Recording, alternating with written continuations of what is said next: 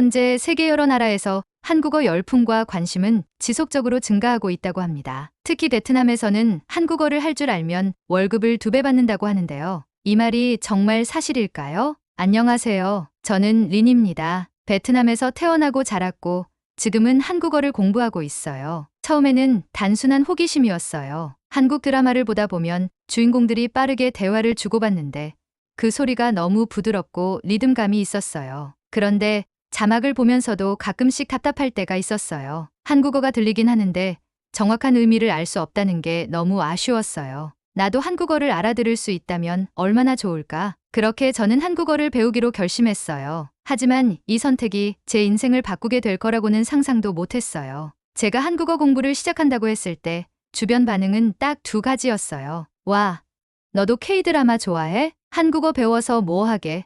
영어도 바쁜데? 사실 저도 처음엔 그냥 좋아서 배우기 시작했어요. 드라마나 K-POP 가사를 이해하고 싶었거든요. 그런데 어느 날 친구가 저에게 말했어요. 린, 한국어를 잘하면 월급이 2배래. 처음엔 농담인 줄 알았어요. 하지만 찾아보니 사실이었어요. 베트남에서는 한국 기업들이 많이 진출해 있고 한국어를 할 줄 아는 사람들은 더 높은 연봉을 받고 있었어요. 영어보다 한국어가 더 희소성이 있어서 더 가치가 높았어요. 그날 이후 저는 진심으로 한국어를 배우기로 결심했어요. 하지만 걱정도 됐어요. 한국어가 어렵다는 이야기를 들은 적이 있었거든요. 친구 중에는 일본어나 중국어를 배우는 애들도 있었는데 그 친구들은 한국어는 존댓말이 많아서 어려워 라고 했어요. 사실 한국 드라마를 보면서도 존댓말과 반말의 차이를 느끼긴 했어요. 누군가는 야 라고 하고 또 누군가는 습니다라고 말하고 처음엔 그 차이를 이해하기 어려웠어요. 그래도 도전하기로 했어요. 처음에는 유튜브로 독학을 시작했어요.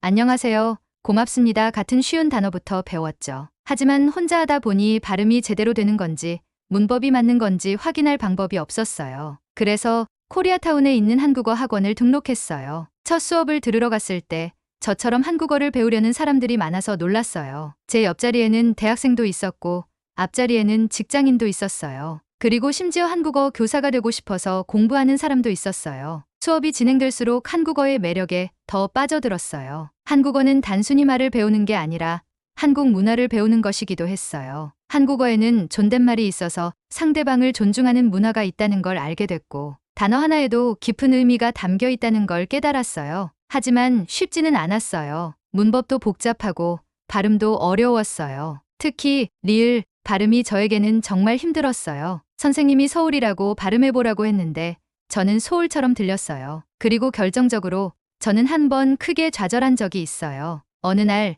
한국인 관광객이 길을 묻길래 자신 있게 한국어로 설명했어요. 그런데 제 발음을 잘 못 알아들으시는 거예요. 당황해서 다시 말했지만 결국 관광객은 영어로 물었고 저는 너무 창피했어요. 내가 이렇게까지 공부했는데 이 정도도 못하나 하는 자괴감이 들었어요. 그날 집에 돌아와서 울었어요. 포기하고 싶었어요. 하지만 다음 날 선생님께서 저에게 이렇게 말했어요. 처음부터 완벽한 사람은 없어요. 계속하면 반드시 늘어요. 그 말을 듣고 다시 용기를 냈어요. 더 열심히 연습하고 한국인 친구들과 직접 대화하면서 실력을 쌓아갔어요. 그리고 어느 날 정말 기적 같은 일이 일어났어요. 한국어를 공부한 지 몇 달이 지나면서 저는 점점 변화하고 있었어요. 예전에는 한국어가 그냥 빠르게 지나가는 소리처럼 들렸는데 이제는 단어 하나하나가 들리기 시작했어요. 드라마를 볼 때도 자막을 보기 전에 먼저 들으려고 노력했어요. 그리고 점점 더 이해할 수 있는 문장이 많아졌어요. 예전에는 코리아타운에 가면 한국인들과 대화할 자신이 없었어요. 하지만 이제는 간단한 주문도 한국어로 할 수 있었고 한국 친구들과도 조금씩 대화할 수 있게 됐어요. 어느 날 한국 기업의 베트남 지사에서 채용 공고가 떴어요. 필수 요건 한국어 가능자. 처음에는 내가 지원해도 될까 망설였어요. 아직 한국어 실력이 완벽하지 않았거든요. 하지만 도전해보기로 했어요. 면접을 보기 전 저는 한국어로 자기소개서를 쓰고 면접 질문을 미리 준비하면서 연습했어요. 그리고 처음으로 한국어로 된 비즈니스 이메일을 작성했어요. 한국어를 배우면서 저는 이제 새로운 가능성을 발견하게 되었어요. 이 언어를 더 잘하게 된다면 내 미래가 더 달라질 수도 있겠구나. 한국어를 배우면서 저는 새로운 세상을 발견했어요. 한국어를 잘하면 더 많은 기회를 얻을 수 있다는 걸 깨달았어요. 하지만 아직 갈 길이 멀어요. 이제 저는 첫 번째 도전을 앞두고 있었어요. 한국 기업의 면접을 준비하면서 제가 배운 한국어가 얼마나 통할 수 있을지 시험해 보려 했죠. 과연 한국어는 제 미래를 바꿀 수 있었을까요? 이제 저의 본격적인 도전이 시작됐습니다. 면접 당일이 다가오면서 제 마음은 점점 복잡해졌어요. 한국어를 배우면서 많은 걸 경험했지만 이제 그 한국어로 내 인생을 바꿀 수 있을까 하는 생각이 들었어요. 며칠 전까지만 해도 단순히 좋아서 배우던 한국어였는데 이제는 실제 면접에서 나를 증명해야 하는 도구가 되었어요. 준비는 최선을 다했어요. 하지만 막상 면접이 가까워지자 저는 긴장할 수밖에 없었어요. 드디어 면접날이 되었어요. 면접 장소는 베트남 호찌민에 있는 한국 기업의 지사. 저는 최대한 단정하게 옷을 차려입고 몇 번이나 자기소개를 연습하며 면접장으로 향했어요. 회사 건물 앞에 서니 한 가지 생각이 들었어요. 내가 여기에서 일할 수 있을까? 문을 열고 대기실에 들어가니 이미 몇몇 지원자들이 앉아 있었어요. 그런데 예상 밖의 일이 벌어졌어요. 모두 한국어를 하고 있었어요. 한국어를 배운 게 저만의 강점이라고 생각했는데 여기 있는 사람들도 이미 한국어를 잘하는 것 같았어요. 누군가는 자연스럽게 한국어로 면접관과 인사를 나누고 있었고 어떤 사람은 서류를 검토하면서 한국어로 메모를 하고 있었어요. 그 모습을 보니 갑자기 자신감이 사라졌어요. 나는 아직 한국어가 완벽하지 않은데 내가 정말 이 면접을 통과할 수 있을까? 저는 조용히 앉아 숨을 깊이 들이마시며 긴장을 풀려고 했어요. 하지만 가슴이 두근거리는 걸 멈출 수 없었어요. 그리고 드디어 제 이름이 불렸어요. 면접실에 들어가니 한국인 면접관 3분이 앉아 있었어요. 저는 최대한 밝게 웃으며 인사를 했어요. 안녕하세요. 저는 린입니다. 잘 부탁드립니다. 면접관들이 고개를 끄덕이며 미소를 지었어요. 그 순간 조금 안심이 됐어요. 자기소개 부탁드립니다. 이건 연습했던 질문이었어요. 숨을 깊이 들이마시고 천천히 대답했어요. 네, 저는 베트남에서 태어났고 한국 문화에 관심이 많아서 한국어를 배우기 시작했습니다. 그리고 한국어를 배우면서 한국 기업에서 일하고 싶다는 꿈을 가지게 되었습니다. 면접관들이 고개를 끄덕였어요. 첫 번째 질문은 무난히 넘겼어요. 하지만 다음 질문이 문제였어요. 우리 회사가 베트남 시장에서 가장 중요한 목표가 무엇이라고 생각하세요? 이 질문은 예상하지 못했어요. 저는 머릿속이 하얘졌어요. 어떡하지? 이걸 어떻게 한국어로 설명하지? 순간 손에 땀이 나고 머릿속이 복잡해졌어요. 제가 아는 단어를 어떻게 조합해야 할지 생각이 나지 않았어요. 하지만 저는 포기할 수 없었어요. 제가 아직 한국어가 완벽하지 않아서 조금 어렵습니다. 하지만 저는 열심히 공부하고 있습니다. 저는 베트남에서 한국 회사가 신뢰를 가장 중요하게 생각한다고 생각합니다. 면접관들이 미소를 지으며 고개를 끄덕였어요. 그리고 마지막 질문이 나왔어요. 한국어를 배우면서 가장 힘들었던 점이 무엇인가요? 이 질문은 제가 솔직하게 답할 수 있는 질문이었어요. 처음에는 발음이 어려웠어요. 특히 리을 발음이 힘들었고 존댓말도 어려웠습니다. 하지만 계속 연습하면서 조금씩 좋아졌어요. 그리고 저는 한국어를 배우면서 새로운 기회를 찾았어요. 면접관들이 알 수 없는 표정을 지었어요. 그리고 마지막으로 이렇게 말했어요. 네, 감사합니다. 오늘 면접 보느라 수고 많으셨습니다. 면접이 끝나고 면접실을 나오면서 저는 알 수 없는 감정이 들었어요. 최선을 다했다. 내가 할 수 있는 만큼 했다. 하지만 이걸로 충분할까? 며칠 동안 저는 면접 결과를 기다렸어요. 하지만 그 시간이 너무 길게 느껴졌어요. 혹시 면접에서 실수한 건 아닐까? 내 한국어 실력이 부족해서 탈락한 건 아닐까? 불안감이 커져갔어요. 그때 저는 문득 다른 한국어 학습자들의 이야기가 궁금해졌어요. 저 말고도 한국어를 배우면서 새로운 기회를 찾은 사람들이 많을까? 면접 결과를 기다리는 동안 저는 인터넷에서 한국어를 배워서 성공한 사람들의 이야기를 찾아보기 시작했어요. 그리고 놀라운 사실을 알게 됐어요. 베트남에서는 한국어를 하면 월급이 2배, 인도에서는 대학 정규 과목으로 한국어가 개설, 영국에서는 한국어가 판타지 언어로 불리며 인기 상승. 저는 한국어가 단순한 유행이 아니라 진짜 실질적인 기회가 되고 있다는 걸 깨달았어요. 그리고 또 다른 이야기를 접했어요. 미는 저와 함께 한국어 학원을 다녔던 친구예요. 그녀는 저보다 먼저 한국 기업에 취업해서 한국 출장을 다녀오기도 했어요. 그녀는 저에게 이렇게 말했어요. 린, 나도 처음엔 자신 없었어. 하지만 도전해보니까 생각보다 더 많은 기회가 있더라. 너도 할 수 있어. 그 말을 듣고 저는 다시 희망을 가질 수 있었어요. 면접 결과를 기다리는 동안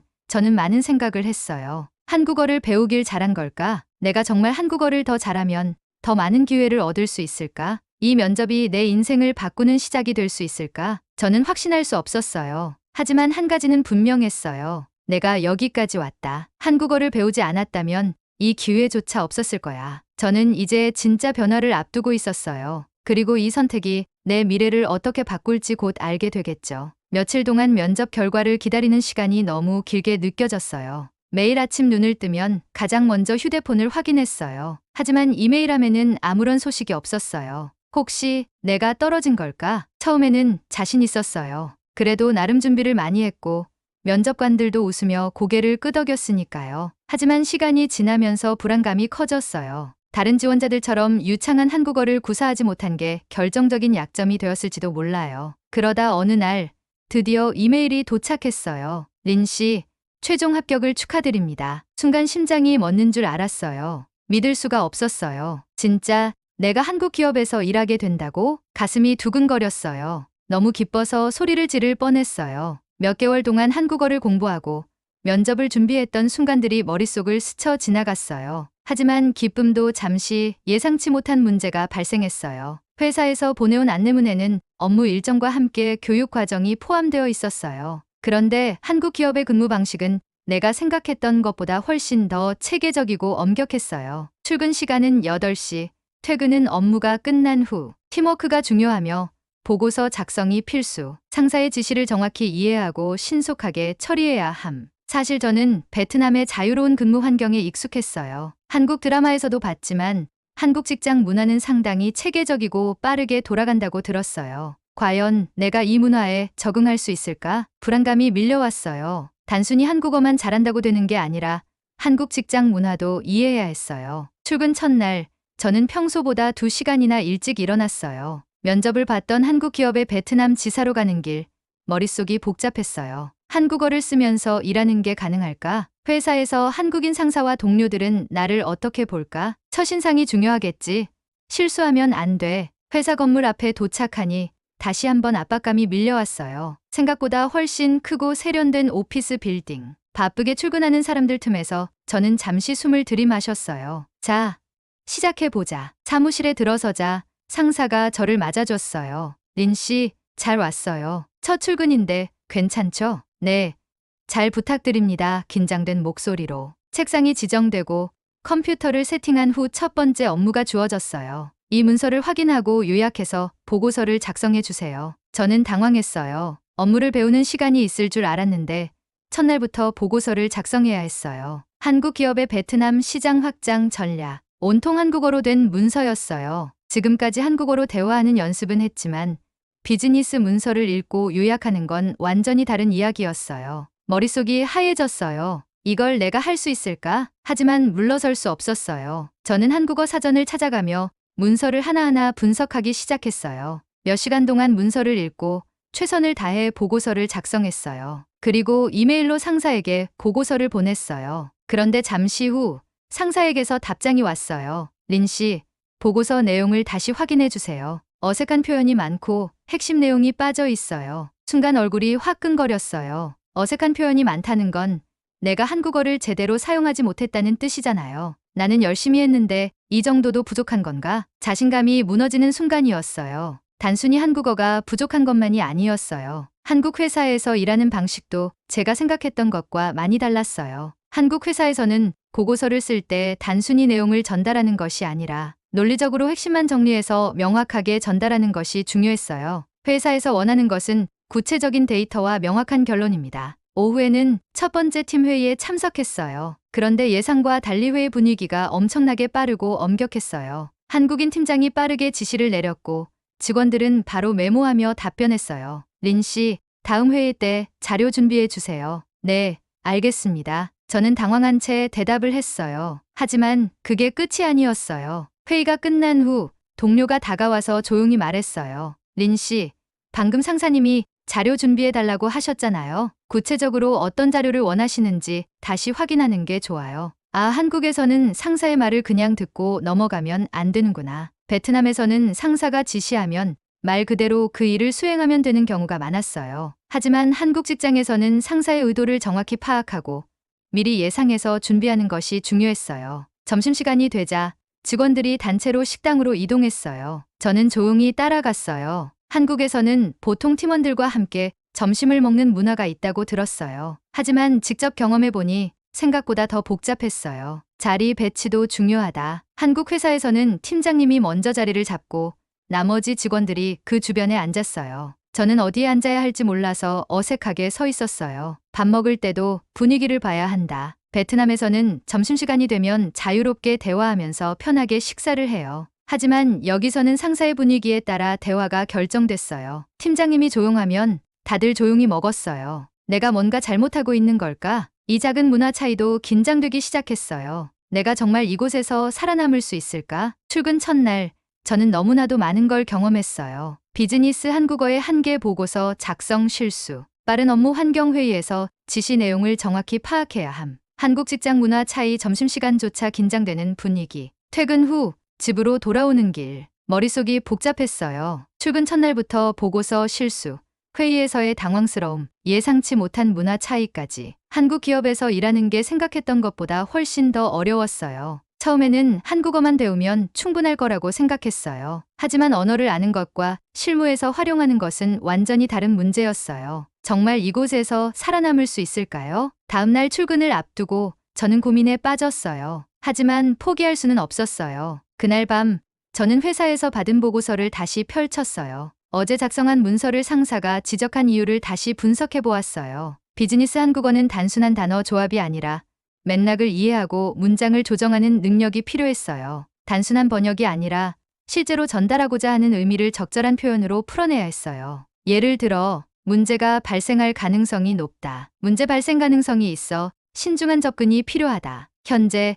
상황이 좋지 않다. 현재 상황이 다소 어려운 만큼 대책 마련이 필요하다. 한국어 문장은 직설적으로 표현하는 것보다 완곡하게 표현하는 것이 일반적이었어요. 그리고 상사에게 보고할 때는 더욱 정중한 표현을 써야 했어요. 그동안 문법과 단어를 외우는 데 집중했지만 이제는 실제 한국 회사에서 사용하는 문장 스타일을 익혀야 한다는 걸 깨달았어요. 이렇게 생각하니 한국어는 단순한 목표가 아니라 계속해서 배워야 하는 과정이라는 게 실감이 났어요. 출근 후 저는 동료들에게 먼저 다가가 조언을 구했어요. 혹시 보고서를 작성할 때 참고할 만한 자료가 있을까요? 팀장님이 어떤 스타일을 선호하시는지 알고 싶어요. 동료들은 친절하게 알려주었고 저는 작은 부분부터 개선해 나가기 시작했어요. 그리고 며칠 후 수정한 보고서를 다시 제출했어요. 상사에게서 답장이 왔어요. 이번에는 훨씬 나아졌네요. 다음 보고서도 기대할게요. 아직 완벽하지는 않았지만 조금씩 나아지고 있었어요. 보고서 작성에 익숙해질 무렵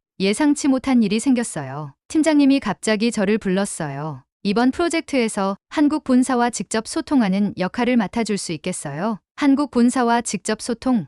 순간 머릿속이 복잡해졌어요. 회사에서 한국어로 대화하는 것과 본사 임원들과 직접 회의하는 것은 차원이 다른 일이었어요. 특히 공식적인 자리에서 정확하고 명확하게 한국어를 사용해야 하는 부담감이 있었어요. 제가 할 수 있을까요? 린 씨가 지금까지 열심히 해왔잖아요. 믿고 맡깁니다. 저는 다시 한번 새로운 도전에 직면했어요. 회의 당일, 저는 긴장된 마음으로 회의실에 들어갔어요. 이번 베트남 시장 분석을 담당한 린입니다. 발표를 시작하겠습니다. 발표를 시작했지만 예상치 못한 순간이 찾아왔어요. 본사 임원이 질문을 던졌어요. 이번 전략의 핵심은 무엇인가요? 순간 머릿속이 하얘졌어요. 질문의 의미는 이해했지만 어떻게 대답해야 할지 정리가 되지 않았어요.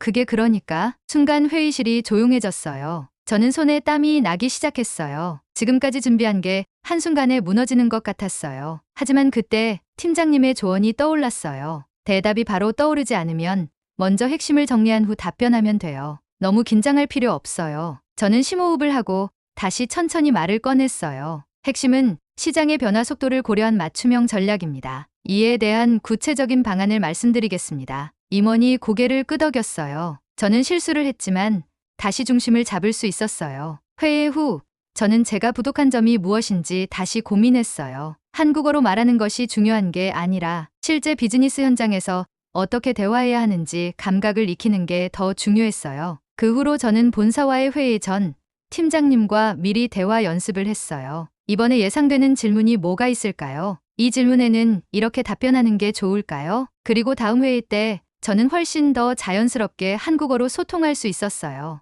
이렇게 하루하루 적응해 가던 저는 몇 년 후, 저는 회사에서 중요한 프로젝트를 맡게 되었어요. 베트남 시장 진출 전략을 총괄하는 역할이었어요. 그리고 이번에는 제가 팀을 이끌고 한국 본사에 직접 보고해야 했어요. 그동안 배운 비즈니스 한국어, 보고서 작성법, 회의 대응법까지 모든 경험이 모이는 순간이었어요. 베트남 시장 분석을 담당한 린입니다. 발표를 시작하겠습니다. 이번에는 긴장하지 않았어요. 한국어가 이제는 익숙했어요. 그리고 저는 정확하게 핵심을 전달할 수 있었어요. 회의가 끝난 후 본사 임원이 말했어요. 린 씨, 정말 좋은 발표였습니다. 앞으로도 기대하겠습니다. 팀장님이 제 어깨를 두드렸어요. 저는 웃으며 대답했어요. 감사합니다. 앞으로도 최선을 다하겠습니다. 처음에는 단순한 관심으로 시작했던 한국어. 하지만 한국어를 배우면서 저는 새로운 기회를 얻었고 성장할 수 있었어요. 처음에는 실수도 많았지만 그 과정을 통해 더 강해졌어요.